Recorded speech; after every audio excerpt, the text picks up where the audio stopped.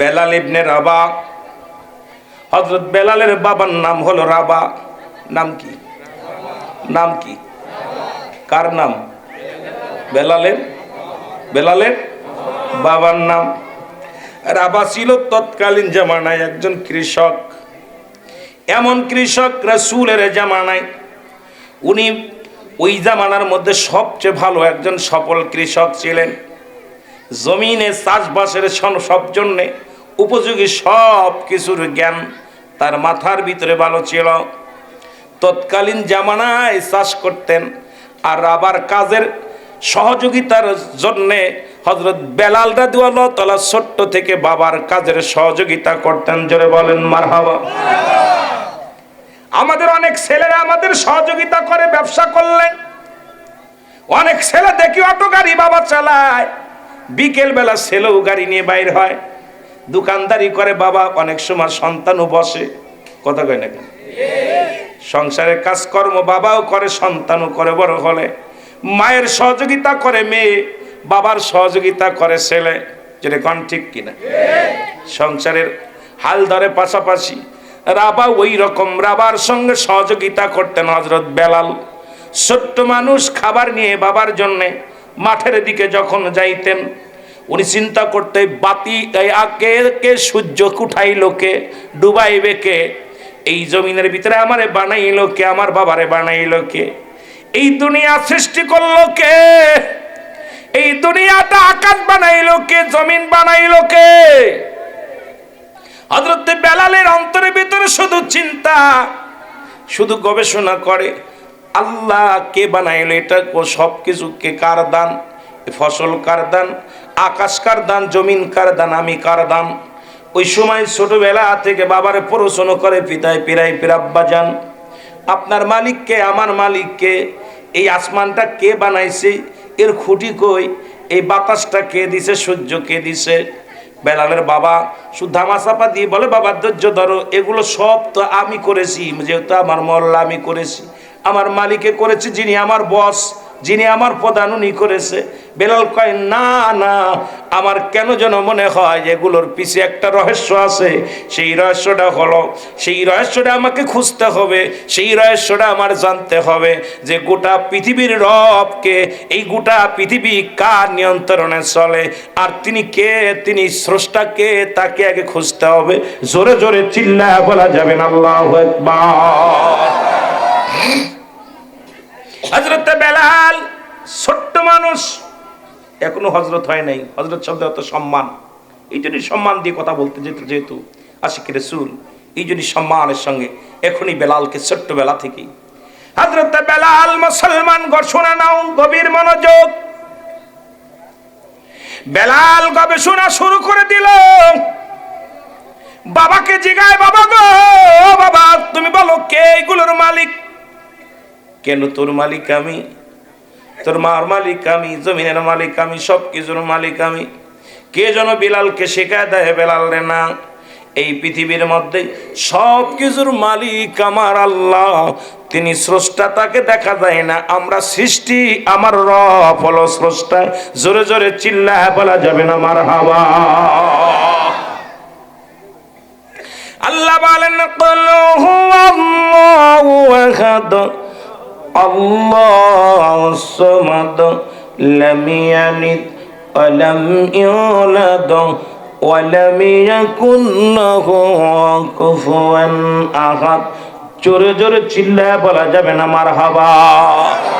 আল্লাহ বলেন, ডাক দে হাবিব, আমি আল্লাহ এক। আমি আল্লাহ। আল্লাহ কয়জন? জোরে বলেন কয়জন? এর আল্লাহ তোমায় খুঁজতে যাইয়া পড়ে গেছি ভীষণ দায়। তুমি মানুষ দিয়া মানুষ বানাও, তুমি মানুষ দিয়া মানুষ বানাও, তুমি থাকো কোন জায়গায়? মাওলা তোমায় খুঁজতে যাইয়া পড়ে গেছি ভীষণ দায়। জোরে বলেন ঠিক কি? ওয়াফি আনফুসিকুম আফালা তুবসিরুন। এই আমার পীর বলছেন, আপনার পীর বলছে, এ বান্দা বান্দিগণ, তোমার নিদর্শন আমার নিদর্শন, আল্লাহর নিদর্শন কোথায় আছে? মুমিনের কলবে। জোরে বলেন ঠিক কিনা? সেই কলব চিন্তা মানুষের বাম দুধের নিচে একটা হাড়, হাড়ের নিচে একটা গোস্ত, গোস্তটাকে বলে কলব, ইংলিশে বলে হার্ট, বাংলায় বলে হৃৎপিণ্ড, আরবিতে বলে কলব। এটা যাদের পবিত্র, সমস্ত দেহ রাজ্য পবিত্র। জোরে বলেন মারহাবা। কলবের বাড়ি খুঁজতে হইলে ওলির কাছে যাওয়া লাগে। এনায়তপুরে যায় খুঁজা দেখো, আট্টসি যায় খুঁজা দেখো, শুম্ভগঞ্জে যায় খুঁজা দেখো, এই এনায়তপুরে সিলসিলার মধ্যে শাহিনশাহ নকশবন্দি মুজাদ্দিদ দিয়া এই তরিকার মধ্যে খুঁজে দেখো, পাইবে পাইবে। শাহিনশাহ তরিকার মধ্যে ডুব দাও, অবশ্যই পাইবে। কলবের বাড়ি পাবা, কলবের বাড়ি পাবা। আর কলবের বাড়ি যদি না পাও, জিন্দা না করতে পারো, এই মরা দিলে জিন্দা না হইয়া পর্যন্ত কোনো কিছু পাওয়া সম্ভব না। এরে মাওলা তোমায় খুঁজতে যাইয়া পয়রা গেছি বিষন্দায়। জোরে বলেন ঠিক কিনা? আল্লাহ প্রতিটা মুমিনের কাছে থাকে। আল্লাহ মসজিদে থাকে না, মন্দিরে থাকে না। আল্লাহ থাকে কোথায়? আল্লাহ থাকে মুমিনের কলবের মধ্যে। জোরে বলেন ঠিক কিনা? এর মুমিনের কলবে। এখন এই কলবটার বাড়ি কই, কোন জায়গা আল্লাহর বাড়ি, এগুলো চিনতে হলে তাসাউফ জানতে হবে। শরিয়াতের মৌলবীর পাঁচ ঘুরে লাভ নাই। ওই ডিগ্রি নিয়ে, শরিয়াত নিয়ে সারা জিন্দেগি বইরা তাফসীর করে, বড় বড় ডিগ্রি পড়ায়, বড় বড় কিতাব পড়ায়, বুখারী পড়ায়, মিশকাত পড়ায়, তিরমিজি পড়ায়। এই শুধু পড়ার মধ্যে আছে, এই জ্ঞানের মধ্যে নাই। এই জ্ঞান অন্বেষণ করতে হলে কামেলের দপ্তরে যাইতে হবে। তোর কলব কোথায়, মওলার বাড়ি কোথায়, এগুলো খুঁজতে হলে প্রেম দরিয়ায় ডুব দেওয়া লাগবে। জোরে বলেন ঠিক কিনা? আর একটু জোরে বলেন। রাগ করেন নি? রাগ করেন? আমি কই শরিয়াতের আলেম রায়ও বসি এক জায়গা, আমরাও শরিয়াতে কামেল ডিগ্রি করেছি, ভয় নাই। তোমরাও যা পড়েছি আমরাও তা পড়েছি। পাশাপাশি তাসাউফের বিদ্যা, সিনাই সিনা জ্ঞান অর্জন করেছি, যেটা এটা তুমি অর্জন করতে পারো নাই। আর এটা না অর্জন করতে পারলে তুমি থাকবা সারা জীবন অন্ধ। জোরে বলেন ঠিক কিনা? এই যে তাসাউফ যে জানে না, তাসাউফ যে মানে না, এই মৌলবীর পিছে নামাজ হবে না। তাসাউফ অস্বীকারী কোন ইমামের পিছে নামাজ পড়া যাবে না। তাসাউফ ভিত্তি সবাই আমরা নামাজ পড়তে হবে, তাসাউফ ভিত্তি আলেমের পিছনে। এই জন্যে আমাদেরকে তাসাউফের জ্ঞানটা শিখার দরকার। এখন ওই কথাগুলো বলতে গেলে আলেমদের নিয়ে বসতে হবে, তা বইতো না। খালি উল্টাপাল্টা কথা কই ভাইয়া, মানুষকে কোনভাবে বিভ্রান্তি করা যায় এই আলোচনাগুলো উন্ডা জানে, কিন্তু মানুষকে জিন্দা করতে হবে, তাজা করতে হবে, এই জ্ঞান তাদের মধ্যে নেই। জোরে বলেন ঠিক কি? আরো জোরে। ও তুমি মানুষ দিয়া মানুষ বানাও, তুমি মানুষ দিয়া মানুষ বানাও, তুমি থাকো কোন জায়গায়? মাওলা তোমায় খুঁজতে যাইয়া পয়রা গেছি বিষন্দায়। বলো, মাওলা তোমায় খুঁজতে যাইয়া পয়রা গেছি বিষন্দায়। এত সহজ খোঁজা? হ্যাঁ, কপাল ছুলে ফেলছি, আজ পর্যন্ত মাওলারে পাইস নাই। অনেকে দেখেছেন কপাল এত বড় দাগ পেয়ে গেছে, রুকু সেজদা করতে করতে আজ পর্যন্ত মাওলারে পাওয়া এত বড় সহজ না। লা সালাতা ইল্লা বিহুজুরিল কলব। লা কখন ইল্লা ব্যতীত হুজুর মানে হাজির নাজির, কলব মানে আত্মসালাত মানে নামাজ। ওই যে নামাজে মাওলারে পাস নাই, এই নামাজ পড়া হবে কি তোর? জোরে বলেন ঠিক কিনা? আমার বিরুদ্ধে হয়তো অনেকে শরীয়তের মৌলবী কয় হুজুর কোলো কি, এই শোন, কারণ লা কখনো ইল্লা ব্যতীত, হুজুর মানে হাজির নাজির, কলব মানে আত্মা, সালাত মানে নামাজ। সারা জীবন নামাজ পড়লি, কপাল ছুলে ফেলেছি, নামাজ পড়তে পড়তে ওরে বাবা রে বাবা, তসবিহ পড়তে পড়তে জিন্দেগি শেষ করে ফেলেছি, এখনো আল্লাহর বাড়ি চিনিস নাই। যদি বলেন ঠিক কিনা? খালি মসজিদে যায় কবে সুবহানাল্লাহ সুবহানাল্লাহ আলহামদুলিল্লাহ, বাইরে এসে সুবরি চুরি করা। কথা কই নাকি? আছেন একদল, আয়াত দেখে বেগুন চুরি করে, সুবরি চুরি করে, আয়াত দেখে সুবরি কিনতে যায়, দুইটা পকেটে দিয়ে দেয়। কথা কইতে নিবা? এই কলবের মধ্যে যখন আল্লাহ চিনবি, তখন নামাজ ওই সমস্ত খারাপ কাজ থেকে বাঁচায়। তাহলে এখন যে নামাজে মিথ্যা ছাড়তে পারে নাই, যে নামাজে আপনাকে গিবাত করা ছাড়তে পারে নাই, যে নামাজে আপনাকে আমৃত্য দূর করতে পারেন নাই, যে নামাজে আপনাকে খোদা চিনতে পারেন নাই, যে নামাজে আপনার শরীয়তের বিধান মানতে পারেন নাই, যে নামাজে এখনো আপনার দুনিয়াবি চিন্তা থাকে, ওই নামাজ পড়ে হবে কি? কথা কয় না কেন? কথা বলেন। এই আমার এনায়েতপুরি হুজুর বলতেন, আমার কেবলা জানু বলতেন, মুসল্লি দজকে যাবে দেল হুজুরে সমর্সান, দেল হুজুরে নামাজ আদায় কর। মুসল্লি দজকে, তখন আশ্চর্য হয়ে যেতাম ছোট্টবেলা যখন শুনতাম, ওই আলিয়া মাদ্রাসায় যখন পড়তাম, তখন এই গজলে যখন গাইতো হুজুর, মুসল্লি দজকে যাবে, আমি কয় কি রে? এখন বুঝি ফাওয়াইলুল লিল মুসাল্লিন। এখন এক শ্রেণী মুসল্লি আছে, কথা বুঝেননি?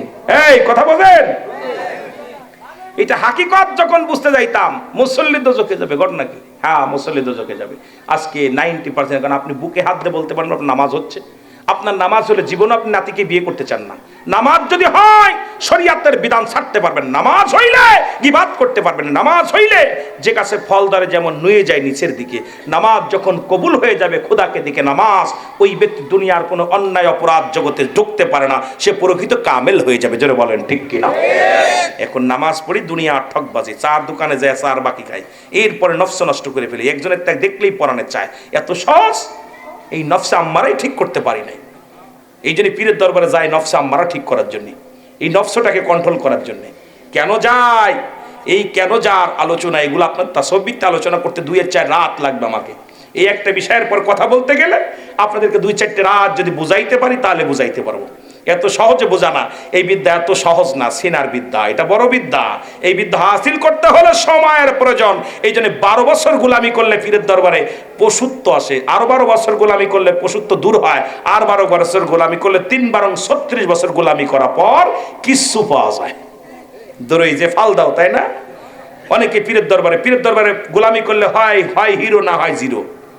অনেকেই জিরো হয়ে যায়, আমিত্ব ঢুকে যায় যখন, যে আমি পীরের দরবার বড় খাদেম, পীরের দরবারে আমি বড় মুনাফিক, সব দূর হয়ে যায়। এই জন্য আমিত্ব দূর করার জন্য পীরের দরবারে যাওয়া হয়।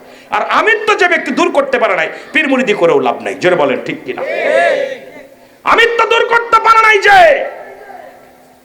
কথা বুঝেন? ফকর বলি, এই তো তাই তো আল্লাহর দপ্তরে খালি পায়ে ঘোরাঘুরি করি, তাই তো যে রাউজা ফাঁকে চোখের পানি ছেড়ে কাঁদি, দেখেন ধুলাবালির মধ্যে ঘোরাঘুরি করি, বাড়ি ছেলে মেয়ে পরিবার পরিজন ফেলে থুয়ে আপন পীরের দরবার আল্লাহকে পাওয়ার জন্য। পীর কোনো মাকসুদ নাই, মাকসুদ স্বয়ং আল্লাহ। আল্লাহকে পাওয়ার জন্য পাগল পারাপার হয়ে যায়। জোরে বলেন ঠিক কিনা? এমনি আর যাই না। এই জ্ঞানের কথাগুলো শুনতে হবে, এই জ্ঞানের কথাগুলো জানতে হবে। আমাদেরকে কে জানাবে? আইসা তো কিস্তা খাইনি বইলে আমরা চলে যাই। এই যে আমাকে এটা দিচ্ছেন, এরকম কিস্তা বইলা চলে যাবো। তবুও আমাদের এইগুলো তাসাউফের আলোচনাগুলো গুরুত্বর দরকার, অতিও গুরুত্বর দরকার। কারণ আমাদের জানতে হবে, বুঝতে হবে, মানতে হবে। যেটা বলেন ঠিক কিনা? আমার বাবারা, একটু মহব্বতের সঙ্গে দুরূদ শরীফ পড়েন। আল্লাহুম্মা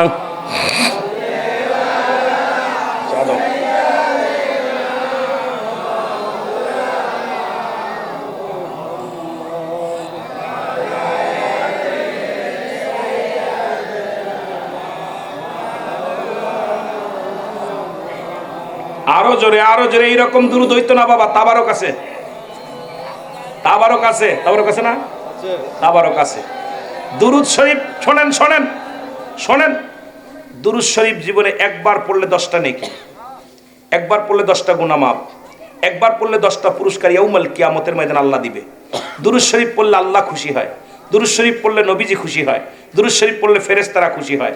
এ মুসলমান, জীবনে দুরূদ একবার পড়া ফরজ, একাধিকবার পড়া সুন্নাত, যত পড়বেন মুস্তাহাব আমল। সুতরাং এই দুরূদের পরে কেমনে পড়বে? তাসলিমান আত্তাজিমান। আল্লাহ বলে, ইন্না নিচিন্নাল্লাহ, আমি আল্লাহ ইউসাল্লুনা, আমি পড়েছি আল্লাহ নবী, আমার নবীর উপরে, ইয়া আইয়ুহাল্লাযীনা আমানু, হে ঈমানদার বিশ্বাসীরা, সাল্লু আলাইহি ওয়া সাল্লিমু তাসলিমা, দুরূদ ও সালাম পাঠ করো আমার নবীর উপরে। কেমনে পড়ো? তাসলিমান আত্তাজিমান। তাসলিমান তাগিদ দিছে পড়ার জন্য, তাজিমান সম্মানের সঙ্গে, আদবের সঙ্গে পড়তে হবে। এখন বাতিলদের কিতাব আমাদের কিতাব না। যারা দুরূদ শরীফের বিরোধিতা করে, ও ভাই হনো, ওই সেই কিতাব কি? কিতাবের নাম হলো ফতুয়ায়ে দেওবান, মুফতি শফিক আহমেদের লেখা। দেওবান মাদ্রাসায় কমি ভাইরা যারা আছেন তারা ভালো করে লিখে নেন, আর আশেপাশে যারা কমির ভাইরা আছেন ভালো করে লিখবেন। এই কিতাবের মধ্যে 2য় খণ্ড 24 নম্বর পৃষ্ঠা, এই কিতাবের মধ্যে বলছে রাসূলুল্লাহর উপরে দুরূদ পড়া মুস্তাহাব আমল। জোরে বলেন না সুবহানাল্লাহ। একটা হারাম দেখাও জীবনে পড়বো না। যদি এই কালিয়া করে জমিনে এত বড় কুতুব থাকেন, কোন আলেম থাকেন, একবার দেখান যে হারাম, জীবনে এখান থেকে তওবা করে যাব, তোমার বাড়ি সারা জীবন গোলামি থাকবো। কিন্তু তোমাদের মুরব্বীর কিতাব ফতোয়ায়ে দেওবান, যেটা কওমি জামাতের ভাইরা পড়ালেখা করো, সেই কিতাবের মধ্যে লেখছে সুন্নাত এবং মুস্তাহাব, আর তুমি বলবা না জায়েজ, আয়ো একদম ঠ্যাং টুং ভেঙে ফেলবো। জোরে বলেন ঠিক কিনা? রাসূলের দুরূদ পড়তে গেলে যারা ফাজলামি করবে, সঙ্গে সঙ্গে একদম ঠ্যাং ভেঙে দিতে হবে। জোরে বলেন ঠিক কিনা? আমার রাসূলকে অপমানিত করবে, নবী দুরূদকে অপমানিত করবে, দুশমনে রাসূলদের সঙ্গে কোনো আপোষ নাই সুন্নিদের। জোরে বলেন ঠিক কিনা? সুন্নি ভাইদের কোনো আপোষ নাই। আমরা আমার নবীর প্রেমিক আওনা, আমরা কি বাদান দুশমনে ওলি, দুশমনে ওলি, দুশমনে আপনার নবী, এদের সঙ্গে আমাদের আশেকে রাসূল, আশেকে মুর্শিদের বাদান, আমাদের কোনো ওদের সঙ্গে কোনো সম্পর্ক নাই। মনে থাকবো, মনে থাকবো। দুরূদ শরীফের ফজিলাত জানতে হবে একটু মহব্বতে। অথচ ওহাবিদের একটা কিতাব, ওর নামটাম বলি না, আবার দুঃখ পাবে, কবে হুজুরে আমাদের গালি দিয়ে গেল, বিপদ না। আবার গতকালকে বলবো হাকিম ভাইরে, ভাই কোন বক্তা নিয়ে আইলা, জীবনে তো এই বক্তারা দেখি নাই, আয়া খালি দেরি কথা কয়। দেরি কথা কইতেছি না বাবা, হনো সেটা হলো আমার বাবারা, ওদের একটা কিতাব আছে যারা তাবলিগ জামাত করে, কিতাবটার নাম হলো ফাজাইলে দুরুদ। কথা কয় না কেন? ফাজাইলে দুরুদ। এখন বইটার নামই হলো দুরুদ শরীফের ফজিলাত। আমরা পড়লে কয় না জায়েজ বেদাত, ওখানে কি কইতে কয় মনে কর বোঝেননি? বোঝে, সব বোঝে।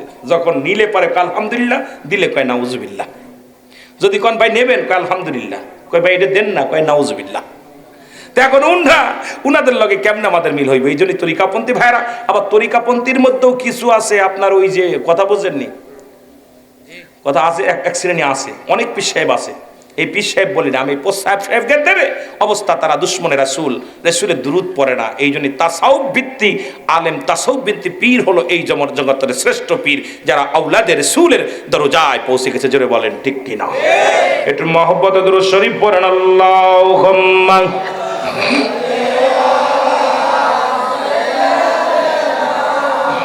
মারহাবা, মারহাবা। এই তো আওয়াজ হয়েছে। ওয়ালা আলি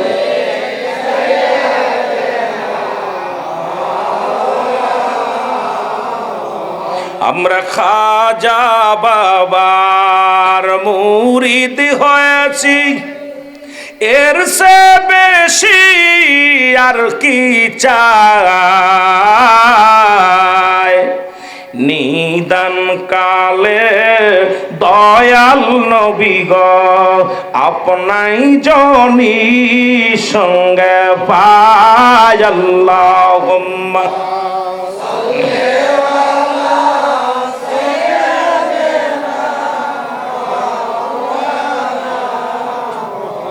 ওয়ালা আলি সাইয়্যিদিনা।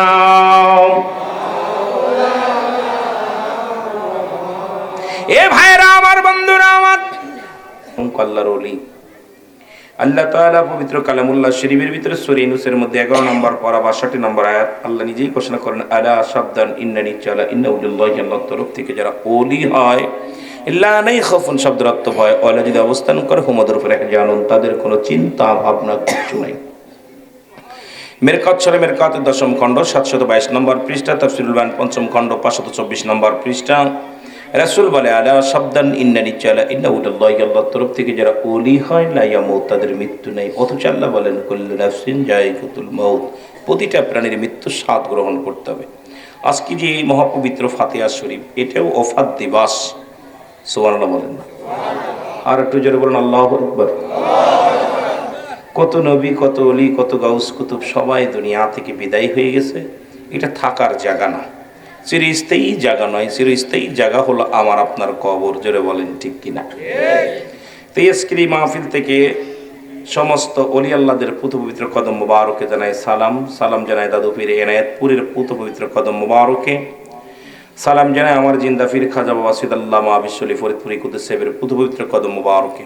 সালাম জানাই আজকের মাহফিলের সম্মানিত সভাপতি সাহেব আলহাজ ডক্টর মোহাম্মদ বখতিয়ার সাহেব, আজকের মাহফিলের সম্মানিত প্রধান অতিথি জনাব, উনি আসতে পারে নাই যদিও তিনি অত্যন্ত আমার প্রিয় একজন মানুষ, এনায়েতপুর পাক দরবার শরীফের সম্মানিত পেশ ইমাম, অত্যন্ত প্রিয় একজন ব্যক্তি, আশেকদের হৃদয়ের ভিতর যিনি থাকেন, জনাব হযরত মাওলানা আব্দুল আউয়াল সাহেব।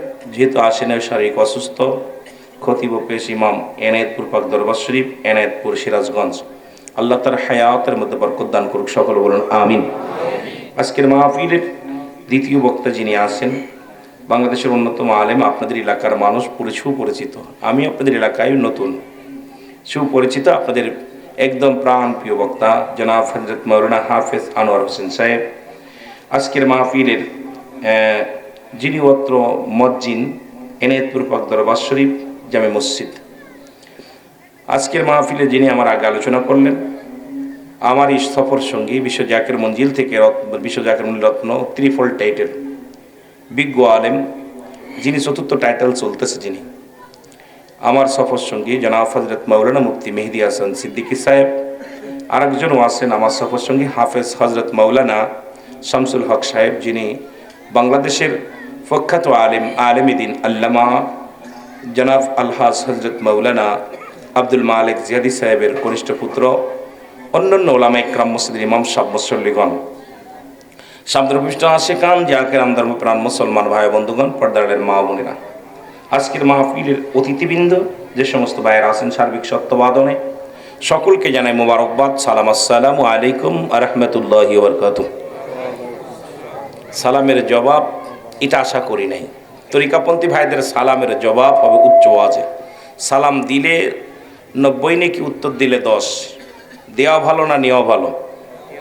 কথা বলেন, দেওয়া ভালো না নেওয়া ভালো? দিলে পাওয়া যায় 10, 90 নিলে পাওয়া যায় 10। দিলে পাওয়া যায় কত? জোরে বলেন, দিলে পাওয়া যায় কত? আর নিলে পাওয়া যায়? নেওয়া ভালো না দেওয়া ভালো? জোরে কন।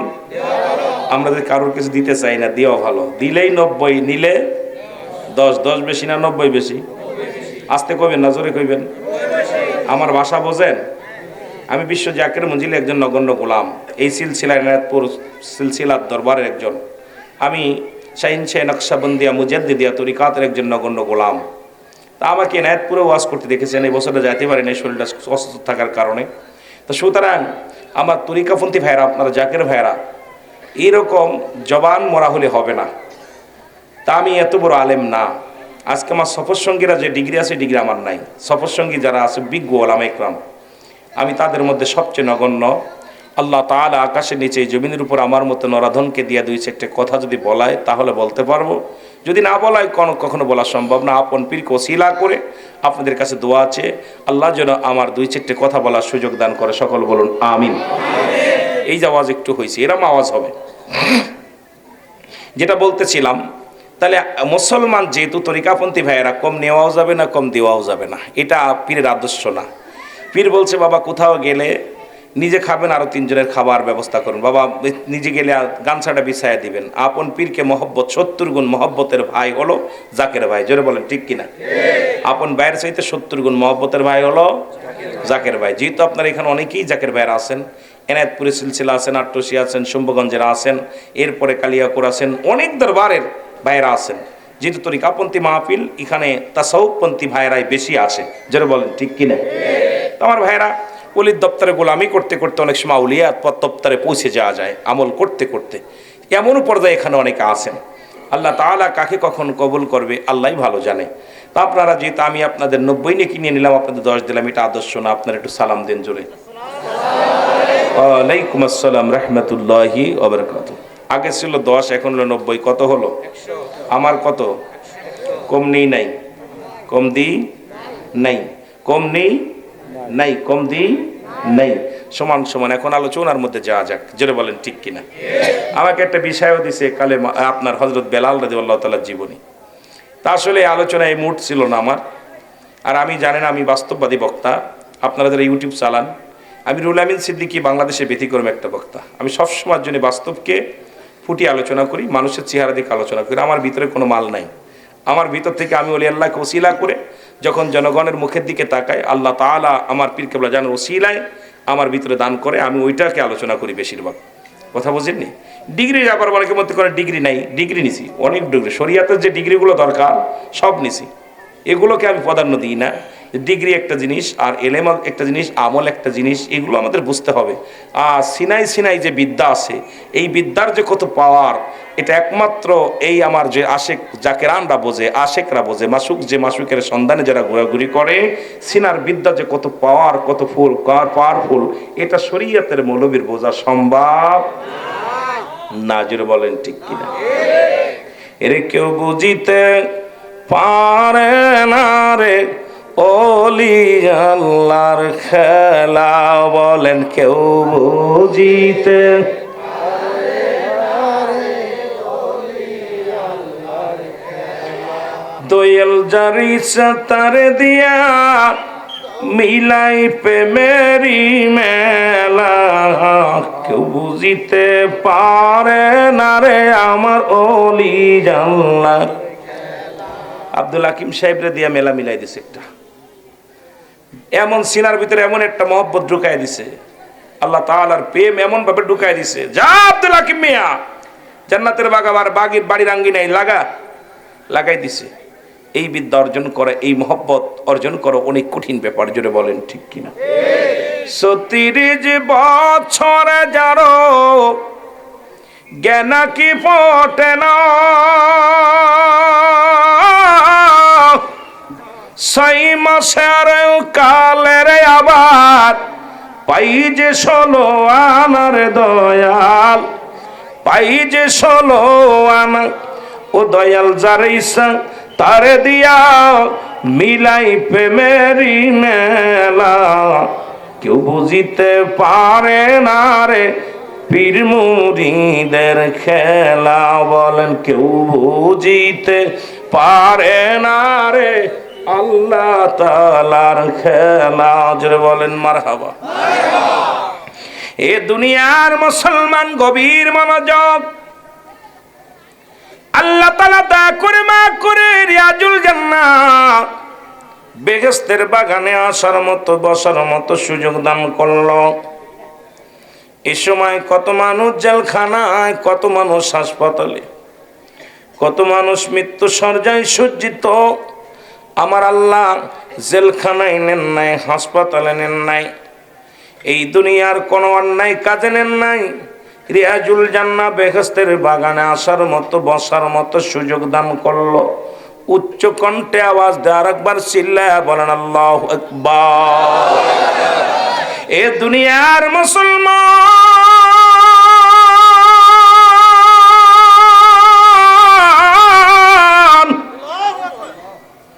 বান্দা যখন রিয়াজুল জান্নাহ বেহেশতের বাগানের দিকে রওনা হয়ে যায়, প্রতিটা কদমে কদমে সগীরা গুনাহ মাফ হয়ে যায়।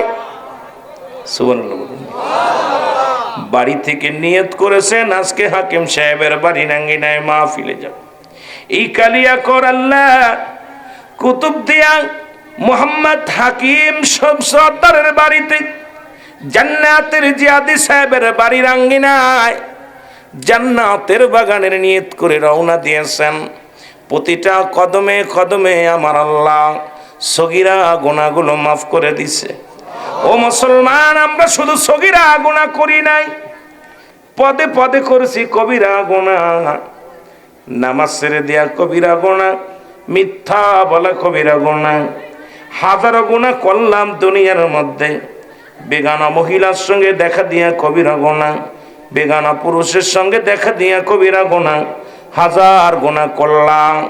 আল্লামা কুতুবী রাহমাতুল্লাহ বয়ান করে বান্দা শুই না লাও, কোথাও যদি জান্নাতের বাগানের সংবাদ শুনতে পাও, ওই জান্নাতের বাগানখানায় আঁকড়ে ধরে আল্লাহর ভয়ে, কবরের ভয়ে, জাহান্নামের ভয়ে বান্দা যখন খাস তওবা করে আল্লাহ বলে ডাক দেয়, আমার আল্লাহ ওই বান্দার দরিয়া দরিয়া গুনাহগুলো মাফ করে দেয়। জোরে বলা যাবে না সুবহানাল্লাহ?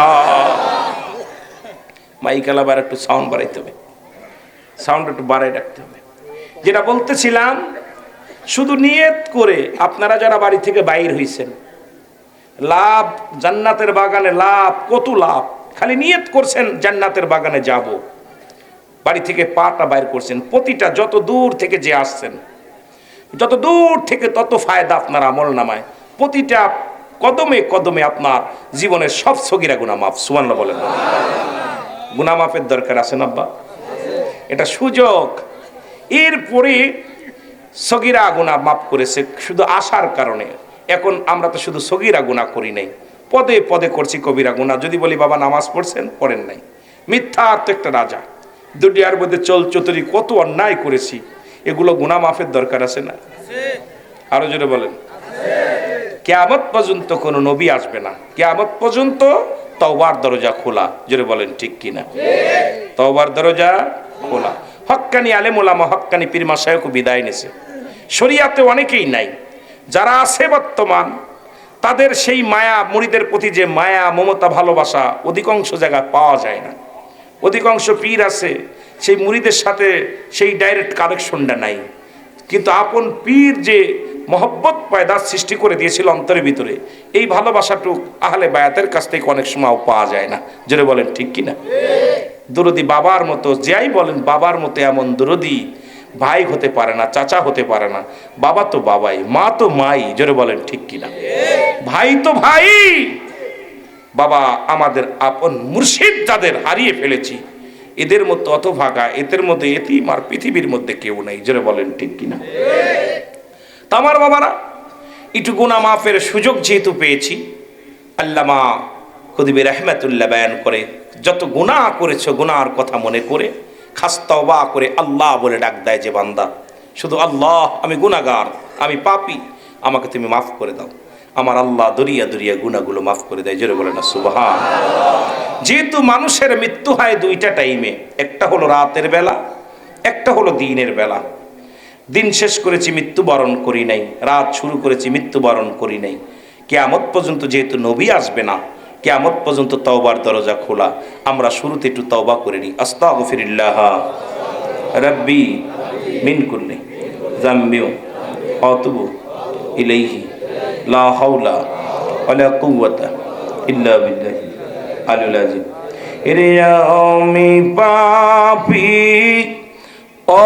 অপরাধী মৌলা, তোমার দয়া সাই বলেন আমি পাপী অপরাধী মৌলা, তোমার দয়া।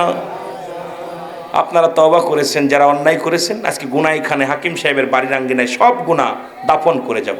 মাহফিলে যাবো গুনাহ নিয়ে যাবো, গুনাহ নিয়ে চলে আইতাম, এটার মধ্যে দরকার নাই।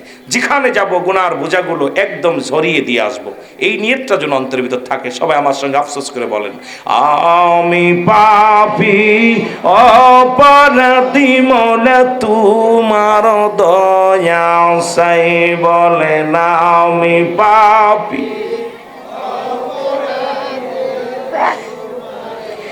এরে তুমি যদি না করো দয়া,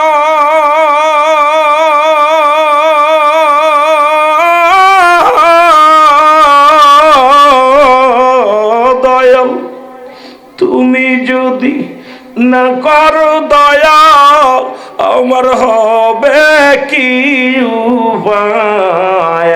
আমি পাপী অপরাধী মৌলা, তোমার দয়া চাই বলে না।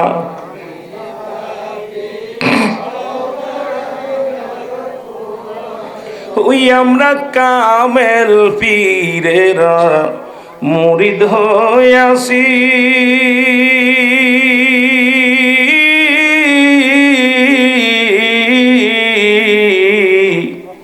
দয়াল নবীর প্রেমের গমালা গলায় পড়েছি বলেন, দয়াল নবীর প্রেমের গমালা গলায়। এর তুমি যদি না করো দয়া,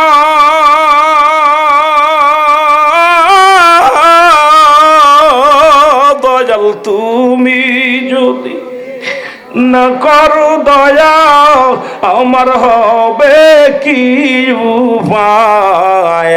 আমি পাপী অপরাধী মৌলা, তোমার দয়া চাই বলে না আমি পাপী।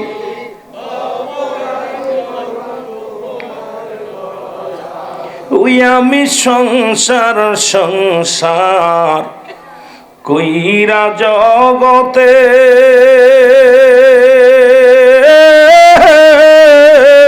মুর্শিদ রে না পারিলাম ইবাদত করতে মওলার দারে। আমি কঠিন দিনে পড়লে ধরা, আমি কঠিন দিনে পড়লে ধরা, হবে তখন কি গতি? আমি পাপী অপরাধী মৌলা তোমার দয়া সাই বলে না আমি পাপী।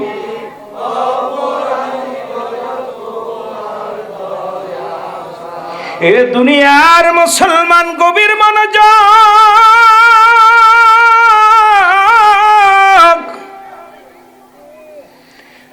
কারণ নবী লাগবে কবরে, নবী লাগবে মিজানে, নবী লাগবে ফুলসিরাতে, নবী লাগবে ইয়াউমুল কিয়ামতের ময়দানে। নবী বিনে কোনো বান্ধব নাই, নবী বিনে কোনো দরদি নাই। এই জন্য আপন মুর্শিদ বলতো, বাবা নবীজির প্রেম ভালোবাসা যার অন্তরে যতটুক, তার ঈমান বলতে ততটুক। নবীজির প্রেম ভালোবাসা যার অন্তরে নাই, তার ঈমান বলতে কিচ্ছু নাই, সরাসর বেঈমান। জোরে বলেন ঠিক কিনা? এরা নবীজির প্রেম ভালোবাসা যার অন্তরের ভিতরে নাই, ঈমান বলতে কিচ্ছু নাই। একটা হলো ঈমান আর একটা হলো আমল। ব্যক্তির জীবনের অমূল্য সম্পদের নাম হলো ঈমান। ব্যক্তির জীবনের অমূল্য সম্পদের নাম হলো মুসলমান রুহু। আর মানব জীবনের অমূল্য সম্পদের নাম হলো ঈমান। জোরে জোরে চিল্লায় বলা যাবে না আল্লাহু আকবার। রুহুবিহীন যেমন বডির কোনো মূল্য নাই, রুহুটা ছাড়া এই বডির আর কোনো মূল্য নাই। তরিকাতের ভাইয়েরা গভীর মনোযোগ, তরিকাতের ভাইয়েরা আগে আমাদের বুঝতে হবে আগুন পানি মাটি বাতাস, ইসলাম ঈমান ইহসান, কামে কালেমা নামাজ রোজা হজ যাকাত, শরিয়াত তরিকত হাকিকত মারিফাত। ও মুসলমান, যারা কলবটাকে জিন্দা করলে একটু দিলের কান্ডা লাগা শুনে নাও বাবারা আমার। লক্ষ্য করো, যদি বলতেছিলাম রুহবিহীন যেমন বডির মূল্য নাই, এই পৃথিবীর মধ্যে হাত পা ঠিক আছে কিন্তু রুহুটা নাই। আজকে যে ওফাত দিবস, আমার ওই মুর্শিদ কিবলার দুনিয়ার মধ্য থেকে পাখিটা যখন উড়ে গেছে, এই বডিটার সঙ্গে সঙ্গে বিদায়ের জন্য প্রস্তুতি নিছে। এ মুসলমান শুনে নাও, এই জন্য ব্যক্তির জীবনের অমূল্য সম্পদের নাম হলো রুহু। রুহুবিহীন বডির কোনো মূল্য নাই। দেখতে শুনতে ভালো, আর রুহুটা নাই, বডিটার কোনো মূল্য নাই। আবার হাত নাই, পা নাই, রুহু আছে, বডিটার দাম আছে। দেখা যায় এ মুসলমান প্যারালাইসিস হইয়া কত মানুষ মাসকে মাস বছরকে বছর ঘরে পড়ে আছে, এই বডিটারে কেউ বিদায় দেয় না। কারণ একটা কারণেই বিদায় দেয় না, তার ভিতরে রুহটা জিন্দা। জোরে বলেন ঠিক কিনা? এই জন্য ব্যক্তির জীবন অমূল্য সম্পদের নাম হলো রুহু, আর মানব জীবনের অমূল্য সম্পদের নাম হলো ঈমান। নাম কি? ঈমান। এ মুসলমান, ঈমান একটা, আর একটা হলো আমল। একটা দুইটা জিনিস। আমল, নামাজ পড়ছেন এটার নাম আমল, রোজা রাখছেন এটার নাম আমল, দান করেছেন এটার নাম আমল। ও মুসলমান, হজ করেছেন এটার নাম আমল, দাড়ি রাখছেন এটার নাম আমল। ও মুসলমান, তুমি আপনি দান সদকা করেন এটার নাম আমল। ঈমানের দরকার। আপন পীর বলে বাবা ঈমান হলো, খাজা এনায়েতপুর বলে বাবা ঈমান হলো, ঈমান হলো নবী মুহাম্মদুর রাসূলুল্লাহ। জোরে জোরে চিল্লায় বলেন সাল্লাল্লাহু। বুঝছেন নি কথা? কথা বোঝেন? ঈমান আগে দরকার না আমল দরকার আগে? ঈমান জান নাই, কিসের আমল? বডি জান নাই, তার তো কাপড়ের প্রয়োজন নাই। কাপড় গায়ে দিছে কিসের জন্য? বডি আজ থাকার কারণে। তাই ঈমান, প্রতিটা মানুষের আমলের মূল ধারা হলো ঈমান। আমলের মূল ধারা হলো ঈমান। ঈমান যার নাই, কিসের আমল, কিসের দাড়ি, কিসের টুপি, কিসের লিবাস, কিসের পাঞ্জাবি, সব কিছুর মূলে হলো ঈমান। আর ঈমানটা কি? নবী মুহাম্মদুর রাসূলুল্লাহ সাল্লাল্লাহু আলাইহি ওয়াসাল্লাম। জোরে জোরে চিল্লায় বলেন মারহাবা। এই জন্য এনায়েতপুরি হুজুর বলতেন, আমার কেবলা যেন বলতেন, ওরে ঈমান আমল আমার নবী মুস্তাফায় গো। ঠিক কি না? জোরে বলেন না তরিকাতের ভাইরা, ঈমান আমল আমার নবী মুস্তাফা। জাহান্নামে পড়ে থাকি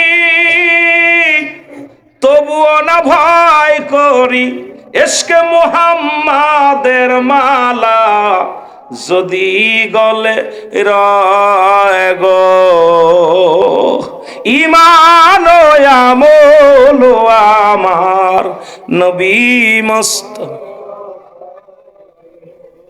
কঠিন ব্যাপার। দাদু পীর কেন বলতেন? দাদু পীর এইরকম, দাদু পীর জেগে জেগে জাগাইতেন এনায়েতপুরি কেবলা জান হুজুর বলতেন ঈমান আমল আমার নবী। এই জন্য জাকরানদের নবীর কথা শুনলেই চোখ দিয়ে পানি ঝরঝর করে চলে আসে। নবীর এসক শিখাইছে, অন্য পীরের দরবারে গেলে শিখা আমল, আর এনায়েতপুরে দরবারে শিখা আগে হলো ঈমান। ঈমান শিখানোর পর আমল শিক্ষা দেয়। জোরে বলেন ঠিক কি? ওরে যার ঈমান নাই তার কোনো আমল নাই, বডি না থাকলে জামাতে হবে কি? এই জন্য আমার দাদু পীর জিন্দা পীর এনায়েতপুরি এ মুসলমান শিক্ষা দিছে সর্বপ্রথমই হলো ঈমান। জোরে বলেন ঠিক কি না? বুঝার হাকিকত বুঝার দরকার। আমি ওদিকে গেলে আমি আলোচনা করে শেষ করতে পারবো না।